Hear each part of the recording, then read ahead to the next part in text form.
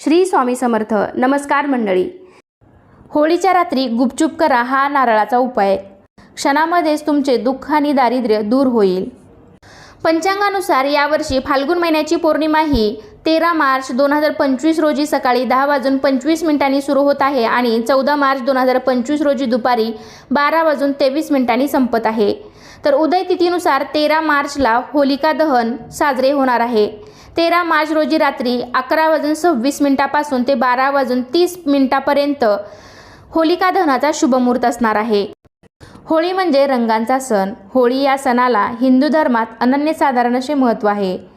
होळीच्या सणाच्या आधीच होलाष्टक असते. या काळात कोणतेही महत्त्वाचे तसेच शुभकार्य केले जात नाही. मात्र होळीचा दिवस अत्यंत पवित्र मानला जातो. या दिवशी तुम्ही काही उपाय करू शकता. त्यात नारळाचा उपाय अत्यंत प्रभावी मानला जातो.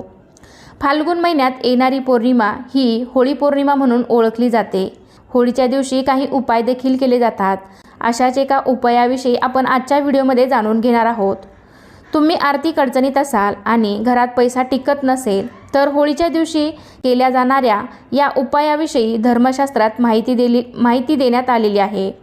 काही उपाय हे विशिष्ट तिथीला केल्यास त्याचे उत्तम फळ मिळते असे सुद्धा शास्त्रामध्ये सांगण्यात आले आहे. त्यामुळे तुम्ही हा उपाय होळीच्या दिवशी नक्कीच करू शकता. तर होळीच्या रात्री आपल्याला हा उपाय अगदी गुपचूप करायचा आहे. तर कोणालाही याची खबर लागली नाही पाहिजे. होळीच्या रात्री गुपचूप हा उपाय करायचा आहे. तुम्हाला दुःख दारिद्र्यापासून स्वतःची तसेच आणि कुटुंबाची सुद्धा सुटका करायची असेल तर तुम्ही होळीच्या रात्री हा उपाय करू शकता. होळी पौर्णिमेच्या रात्री महालक्ष्मीला प्रसन्न करण्यासाठी हा उपाय करायचा आहे. मात्र हा उपाय करताना अत्यंत गुपचूपपणे करायचा आहे, जेणेकरून तुमच्यावरती माता लक्ष्मीचा आशीर्वाद राहील.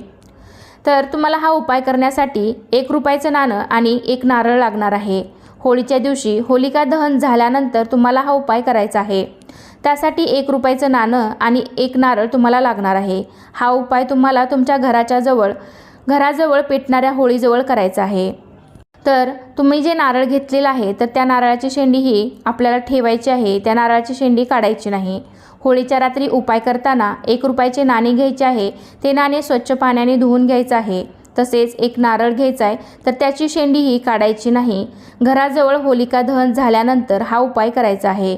उपाय करण्यापूर्वी होळीची विधिवत पूजा करावी. त्यानंतर होळीला नैवेद्य दाखवावा. नंतर घरी यावे आणि नारळावर 1 रुपयाचे नाणे ठेवावे. होळीची पूजा करून घरी यायचे आहे. नारळावर 1 रुपयाचे नाणे ठेवायचे आहे. त्यानंतर नारळ हातात घेऊन घराच्या मुख्य दरवाजासमोर उभे राहून नारळ आपल्या घरावरून 7 वेळा ओवाळून घ्यायचा आहे. नंतर नारळ गुपचूप घराजवळ पेटलेल्या होळीमध्ये टाकून द्यायचा आहे. तर असे केल्यामुळे सुद्धा तुमच्या घरामधील काही दोष असतील, वास्तुदोष असेल, नजर दोष असेल किंवा कुठल्याही आर्थिक समस्या असतील तर ह्या दोषामुळे तुमच्या घरातील या निघून जातील. होळीच्या दिवशी हा उपाय करताना मन स्वच्छ ठेवायचं आहे. मनामध्ये कुठलाही वाईट विचार आणायचा नाही. हा उपाय केल्यामुळे तुमच्या मागील जी काही इडापिडा आहे ती दूर होईल.